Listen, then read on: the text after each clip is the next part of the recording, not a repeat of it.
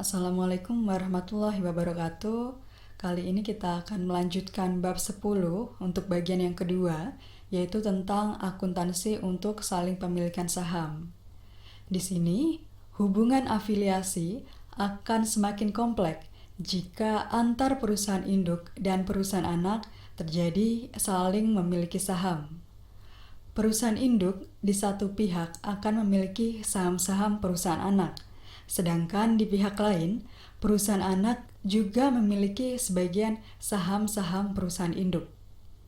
Apabila hal ini terjadi, maka laba atau rugi dan atau kenaikan maupun penurunan saldo laba ditahan selama terjadinya saling pemilikan dari perusahaan-perusahaan afiliasi akan saling mempengaruhi satu sama lain. Nah, satu hal yang perlu diperhatikan di sini bahwa terhadap saham-saham perusahaan induk yang dimiliki oleh perusahaan anak tidak boleh diperlakukan sebagai modal saham beredar di dalam neraca konsolidasi. Lalu, metode akuntansi dalam memperlakukan adanya saling pemilikan saham itu ada dua jenis, yaitu yang pertama merupakan metode treasury stock, yang kedua adalah metode resiprokal atau konvensional. Nah, nanti akan kita bahas satu persatu. Yang pertama adalah saling pemilikan saham dengan metode saham treasury. Nah, di sini yang dimaksud dengan metode saham treasury itu apa?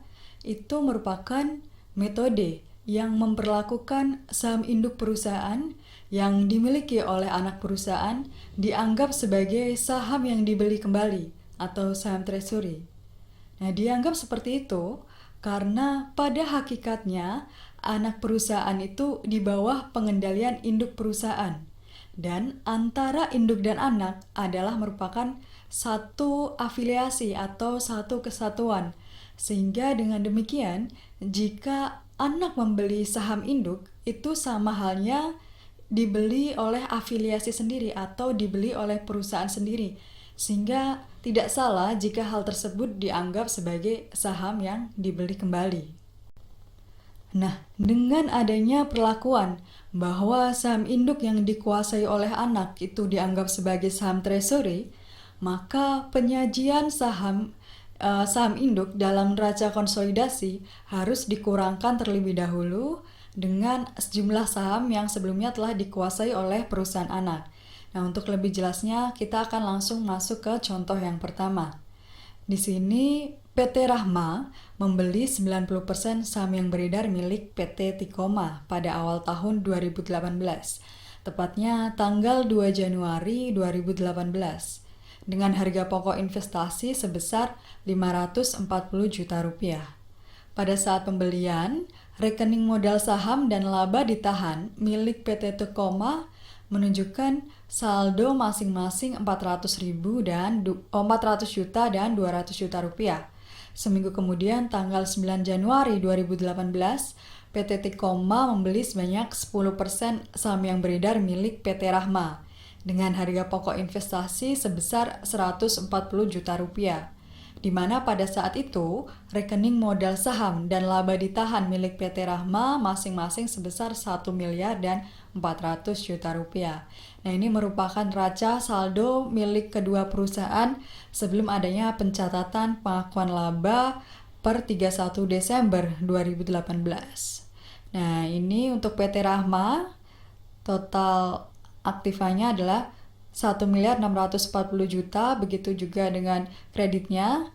Untuk PT Tikoma debitnya 760 juta, kreditnya 760 juta. Nah, kita masuk ke perhitungan dan jurnalnya. Perlu diingat bahwa di metode treasury, investasi pada induk dicatat dengan menggunakan metode cost. Artinya, bahwa perusahaan anak itu tidak mengakui adanya laba dari perusahaan induk. Nah, di sini berarti PT Tikoma sebagai perusahaan anak tidak mengakui adanya laba dari perusahaan induk PT Rahma, atau dengan kata lain PT Tikoma tidak memperoleh pendapatan dari investasinya pada PT Rahma. Nah, dengan demikian, jurnal yang dibuat oleh PT Rahma adalah di sini PT Rahma akan mengakui laba dari PT Tikoma, yaitu investasi pada PT Tikoma terhadap laba dari PT Tikoma sebesar 54 juta rupiah. Nah, itu diambil dari 90% dikali penjualan dikurangi harga pokoknya. Berdasarkan raca saldo tadi, penjualan 160 dan harga pokok 100 juta.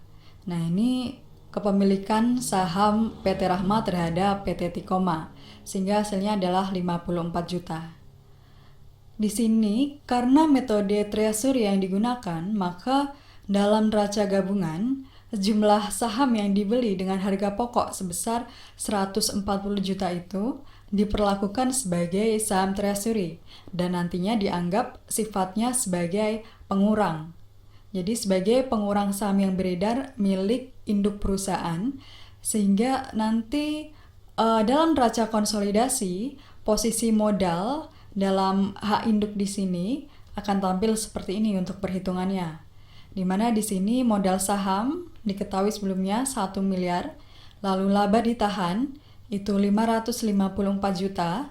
Ini didapat dari laba ditahan awal sebesar 400 juta rupiah, laba dari operasi 100 juta, laba dari PT Tikoma 54 juta berdasarkan perhitungan tadi, lalu laba ditahan akhir hasilnya 554 juta rupiah. Nah, ini hasilnya, sehingga total modal saham ditambah laba ditahan adalah 1 miliar 554 juta rupiah. Lalu di sini saham treasury sifatnya sebagai pengurang. Nah, jadi ini sebagai pengurang hasilnya adalah 1 miliar 414 juta rupiah. Lalu karena ternyata dua perusahaan tersebut masih melakukan operasinya, sehingga di sini nanti akan muncul informasi mengenai laba usaha di tahun berikutnya, yaitu laba usaha tahun 2019 dan dividen tahun 2019 seperti ini. Untuk laba usaha PT Rahma 120 juta, PT Tikoma 80 juta, dividen 60 juta untuk PT Rahma dan 40 juta untuk PT Tikoma. Berdasarkan informasi tersebut, kita harus membuat jurnal pengakuan dividen dan juga jurnal pengakuan laba. Tapi perlu diingat bahwa seperti yang sudah saya jelaskan sebelumnya, di sini anak tidak perlu mengakui adanya laba dari induk. Ya, tadi. Nah, jadi di sini PT Tikoma tidak mengakui adanya laba dari PT Rahma. Jurnal yang pertama, jurnal pengakuan dividen dari PT Rahma oleh PT Tikoma. Menggunakan metode KOS, jurnalnya adalah seperti materi minggu lalu, yaitu KAS, terhadap pendapatan dividen sebesar 6 juta rupiah, dihitung dari 10% dikali dividen tahun 2019 PT Rahma sebesar 60 juta, hasilnya adalah 6 juta rupiah. Kemudian jurnal pengakuan laba dari PT Tikoma oleh PT Rahma, jurnalnya adalah investasi pada PT Tikoma terhadap laba dari PT Tikoma sebesar 77.400.000 rupiah. Ini didapat dari 90% dikalikan laba usaha PT Tikoma ditambah pendapatan dividen dari PT Rahma yang telah kita hitung sebelumnya. Jadi di sini laba usahanya adalah 80 juta PT Tikoma, lalu pendapatan dividen dari PT Rahma sebesar 6 juta. Nah, sehingga 90% dikali 86 juta hasilnya 77.400.000 rupiah. Yang ketiga adalah jurnal pengakuan dividen dari PT Tikoma oleh PT Rahma. Jurnalnya adalah KAS pada investasi pada PT Tikoma sebesar 36 juta dihitung dari 90% dikali dividen tahun 2019 PT Tikoma. Nah, ini 90% kali 40 juta rupiah. Nah, ingat bahwa di sini untuk jurnal pengakuan laba dari PT Tikoma oleh PT Rahma dan juga pengakuan dividen ini dicatat menggunakan metode equity. Nah, bisa dilihat perbedaannya untuk jurnal pengakuan dividennya. Ini menggunakan metode KOS, metode treasury tadi, itu harus menggunakan metode cost.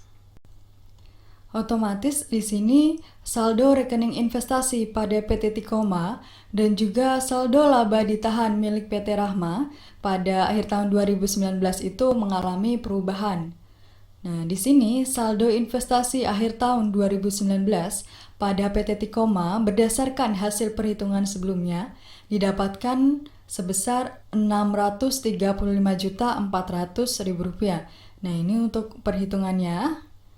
Lalu untuk saldo laba ditahan milik PT Rahma pada akhir tahun 2019 itu menghasilkan Rp691.400.000. Sehingga di sini di dalam neraca saldo rekening modalnya juga akan berubah karena berdasarkan informasi sebelumnya. Nah, di sini laba ditahannya berubah menjadi Rp691.400.000. Lalu kita kurangkan dengan saham treasury sebesar Rp140 juta. Sehingga di sini rekening modalnya berubah menjadi Rp1.551.000.000. Yang kedua adalah saling pemilikan saham dengan metode resiprokal atau konvensional. Apa sih yang dimaksud dengan metode resiprokal itu? Nah, metode resiprokal merupakan metode perhitungan pengakuan laba induk dan anak perusahaan dengan menggunakan persamaan matematis. Nah, disebut resiprokal karena memang antara induk dan anak perusahaan memiliki hubungan timbal balik. Artinya, untuk menghitung laba induk harus mengetahui laba anak terlebih dahulu dan sebaliknya, untuk menghitung laba anak harus menghitung laba induk, sehingga saling ketergantungan antara induk dan anak sangat erat. Untuk memecahkan hal tersebut, perlu digunakan persamaan matematis untuk menghitung laba dari masing-masing perusahaan yang memiliki hubungan timbal balik ini. Metode ini juga disebut sebagai metode konvensional, karena metode ini lazim digunakan dalam perhitungan pengakuan laba oleh masing-masing perusahaan. Berbeda dengan metode treasury sebelumnya, kalau di dalam metode konvensional ini, saham induk yang dibeli oleh anak akan langsung mengurangi saham yang beredar induk. Dengan kata lain, ketika ada transaksi pembelian saham dari induk oleh anak, maka induk harus langsung membuat jurnal penarikan dari saham yang sudah beredar. Nah, dengan adanya jurnal penarikan tersebut, maka dalam neraca konsolidasi saham yang beredar oleh induk perusahaan ini tidak termasuk saham yang dimiliki oleh anak. Nah, dengan demikian, maka baik dengan menggunakan metode treasury maupun metode resiprokal, saham induk yang dimiliki oleh anak harus tidak tampak pada neraca konsolidasi. Nah, di sini kita akan menggunakan contoh yang sama dengan contoh yang pertama. Jadi kita akan langsung masuk ke perhitungannya. Oke. Nah, di sini juga perlu diingat bahwa dengan menggunakan metode konvensional atau metode resiprokal ini, saham induk yang dibeli oleh anak itu akan langsung mengurangi saham yang beredar induk. Sehingga induk harus membuat jurnal penarikan.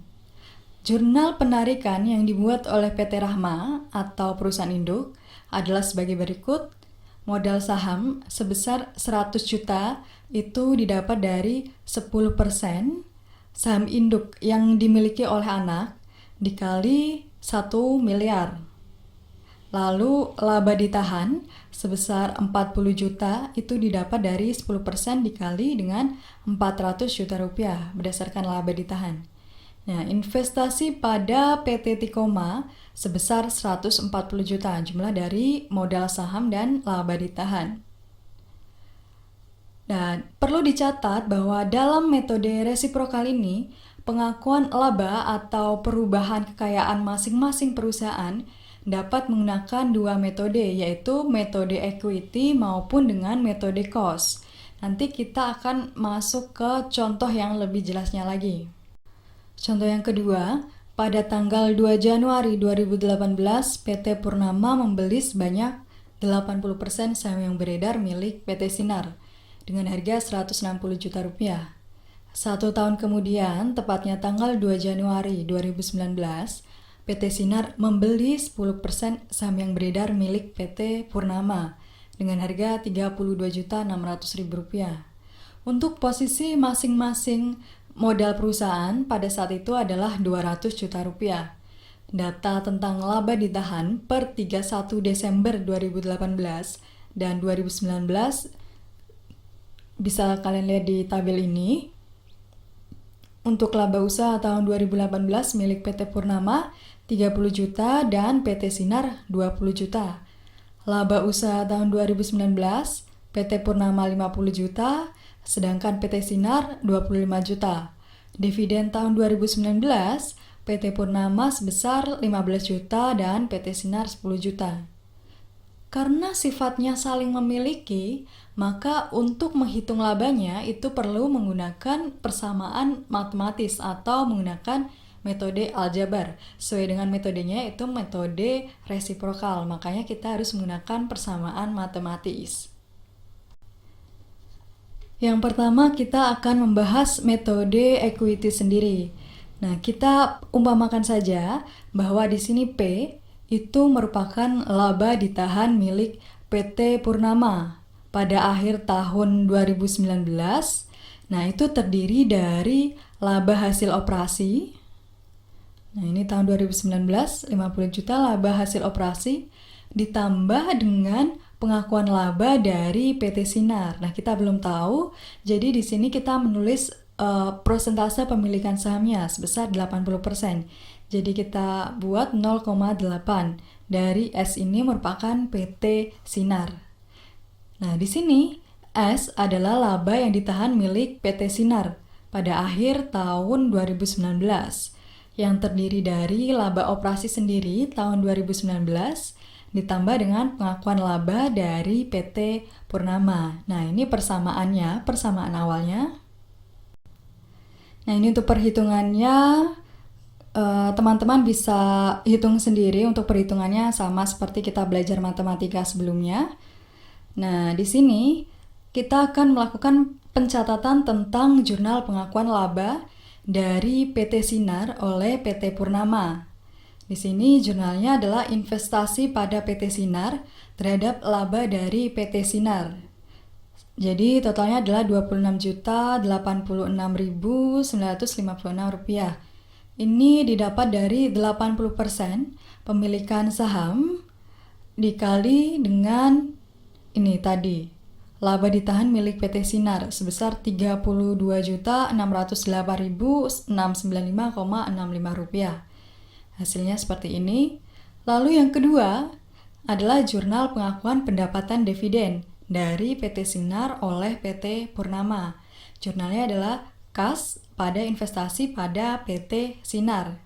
Untuk mengakui pendapatan dividen, kita hitung 80% dikali dividen tahun 2019. Nah, ini 10 juta PT Sinar, dividen tahun 2019. Sehingga pengakuan pendapatan dividen sebesar 8 juta rupiah. Selanjutnya, PT Sinar akan mengakui laba dari PT Purnama. Di sini, jurnalnya adalah investasi pada PT Purnama terhadap laba dari PT Purnama sebesar Rp7.608.695,65. Ini dapat dari 10% persentase pemilikan saham dikali dengan hasil tadi 76.086 sekian. Hasilnya seperti ini. Lalu yang kedua, jurnal pengakuan pendapatan dividen dari PT Purnama oleh PT Sinar. Kas pada investasi pada PT Sinar sebesar 1.500.000. 10% dikali dividen tahun 2019. Nah, ini dividen tahun 2019 PT Purnama.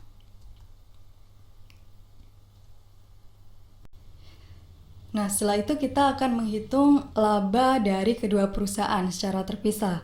Laba operasi pada tahun 2019 dan juga laba perhitungan matematika tadi. Nah, ternyata di dalam laba operasi itu hasilnya adalah 75 juta Dan ini untuk laba perhitungan matematika totalnya adalah 108.695 sekian. Nah, ini tidak sama. Tapi bukan berarti laba perhitungan matematika ini salah.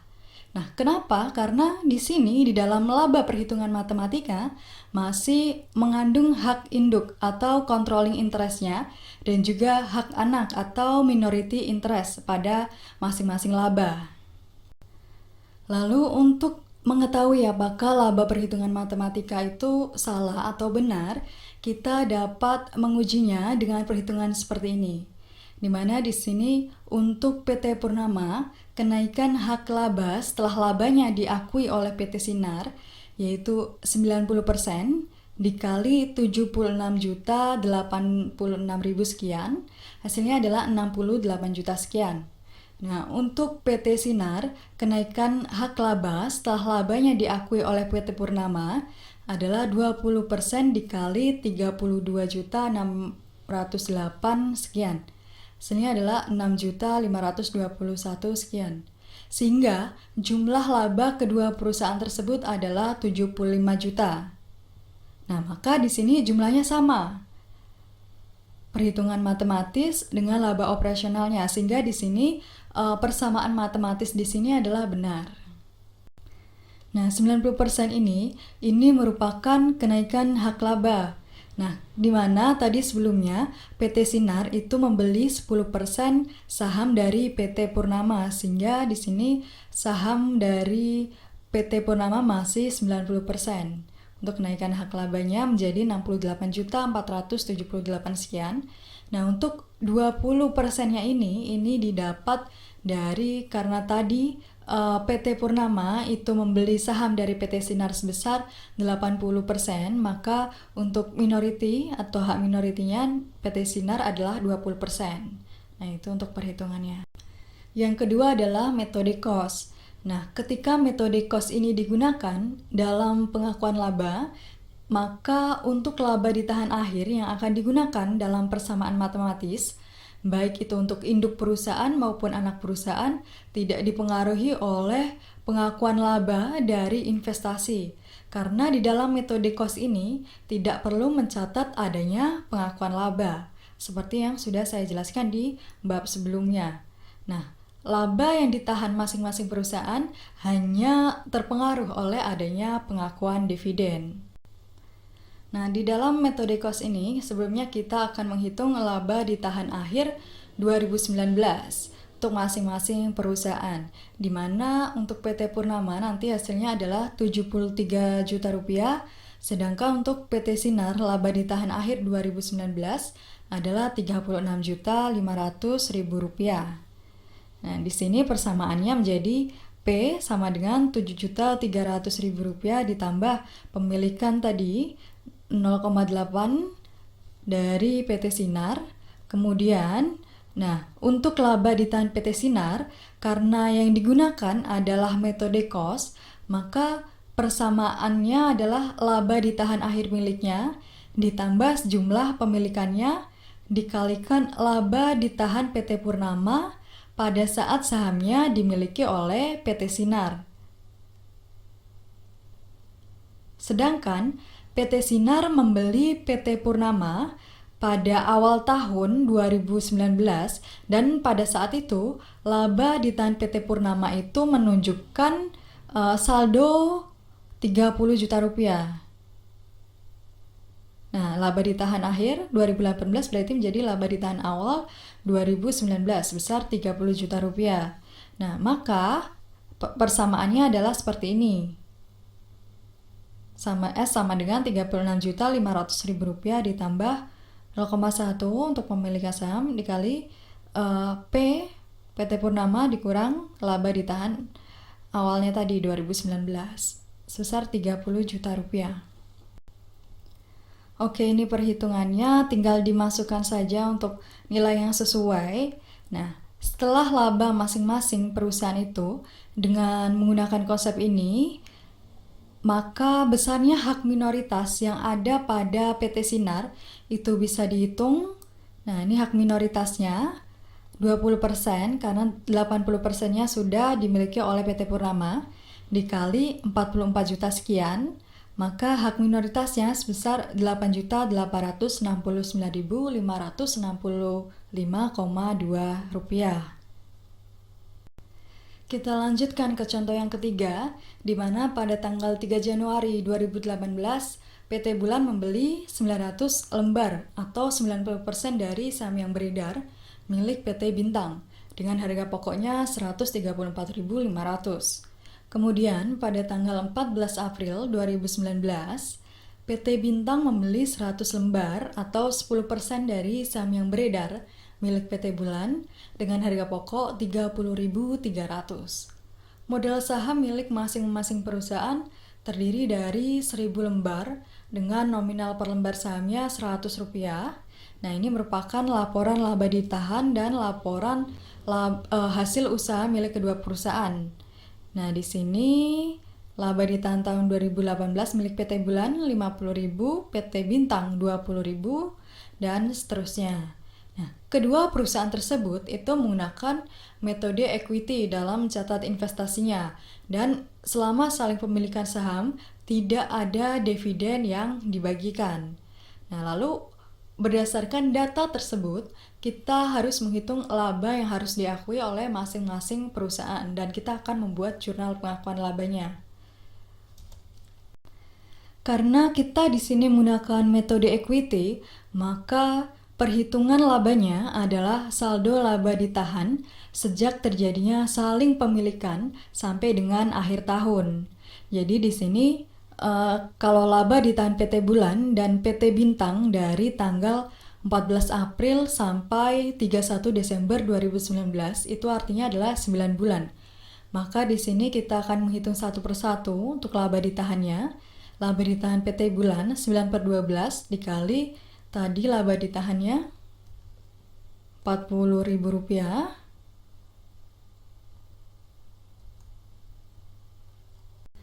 Lalu untuk laba ditahan PT Bintang adalah 9/12 dikali Rp20.000, hasilnya Rp15.000. Maka persamaannya adalah kita anggap di sini BU sebagai PT Bulan, yaitu 30.000 plus 0,9 kali BI yaitu PT Bintang, ini pemilikan sahamnya tadi. Lalu BI sama dengan 15.000 ditambah pemilikan saham tadi 0,1 kali PT Bulannya. Nah, ini perhitungannya kita tinggal masukkan seperti sebelumnya. Maka di sini hak anak yaitu PT Bintang terhadap laba induk atau PT Bulan, kita pertama akan melihat jurnal pengakuan labanya. Nah, di sini ada investasi pada PT Bulan terhadap laba dari PT Bulan, yaitu 4.780,22. Nah, ini perhitungannya dari hak minoritas, yaitu 10%, karena di sini hak anak terhadap laba induk, maka hak minoritas. Nah, di sini 10% dikali 47.802.000. Nah, ini hasilnya seperti ini. Selanjutnya adalah hak induk atau PT Bulan terhadap laba anak perusahaan yaitu PT Bintang. Jurnal pengakuan labanya adalah investasi pada PT Bintang terhadap laba dari PT Bintang sebesar Rp22.302,2. Nah, ini dihitung dari ini hak atas laba dari 1 Januari sampai 13 April 2019. Nah, di sini 1 Januari sampai 13 April itu berarti 3 bulan. Jadi kita akan menghitung 3 bulannya saja. Hak atas labanya 90% dikali 3/12 dikali Rp20.000. Nah, ini 4.500. Lalu ditambah dengan hak atas laba dari 14 April sampai 31 Desember untuk yang 9 bulannya tadi. Nah, ini 9 bulannya 19.780,22. Nah, ini kali 90%. Hasilnya seperti ini, nanti laba anak yang diakui induk adalah 22.000 sekian. Maka di sini nanti ada perubahan saldo rekening investasi saham pada tanggal 21 Desember 2019. Nah, untuk saldo rekening investasi saham PT Bintang Itu hasilnya adalah Rp165.802. Nah, kalau di sini pengakuan laba dari PT Bintang tahun 2018 itu didapatkan dari 90% dikalikan dengan 10.000. Nah, tadi di awal PT Bintang 10.000.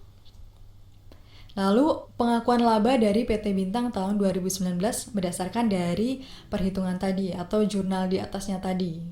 Sehingga di sini saldo per 31 Desember 2019 adalah Rp165.802. Kemudian yang kedua adalah saldo rekening investasi saham pada PT Bulan.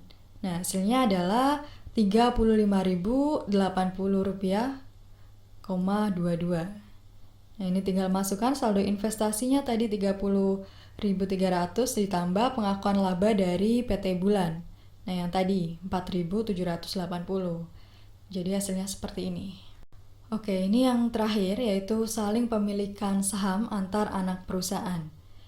Struktur afiliasi itu akan semakin lebih kompleks lagi ketika induk itu memiliki satu anak perusahaan dan antar anak perusahaan itu saling memiliki saham. Berikut merupakan diagramnya, contoh diagramnya. Nah, diagram ini menunjukkan bahwa antar anak yang satu dengan anak yang lain terdapat hubungan saling memiliki saham. Sedangkan induk perusahaan tidak terlibat dalam saling memiliki saham. Bila hal ini terjadi, maka pengakuan laba induk terhadap anak-anak perusahaannya harus menunggu sampai proses perhitungan laba dengan menggunakan konsep mutual holding untuk anak-anaknya sudah selesai. Baru setelah itu pengakuan laba induk terhadap anak-anaknya bisa dilakukan dengan cara seperti pada hubungan tidak langsung yang telah dibahas pada materi sebelumnya. Nah, perlu diingat bahwa jika yang memiliki hubungan saling pemilikan ini adalah antar perusahaan, maka metode treasury itu tidak dapat diterapkan karena induk perusahaan di sini tidak terlibat, sehingga metode treasury tidak dapat diterapkan.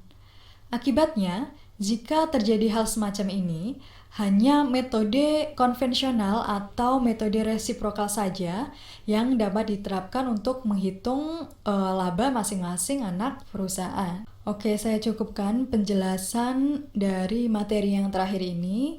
Saya akhiri. Wassalamualaikum warahmatullahi wabarakatuh.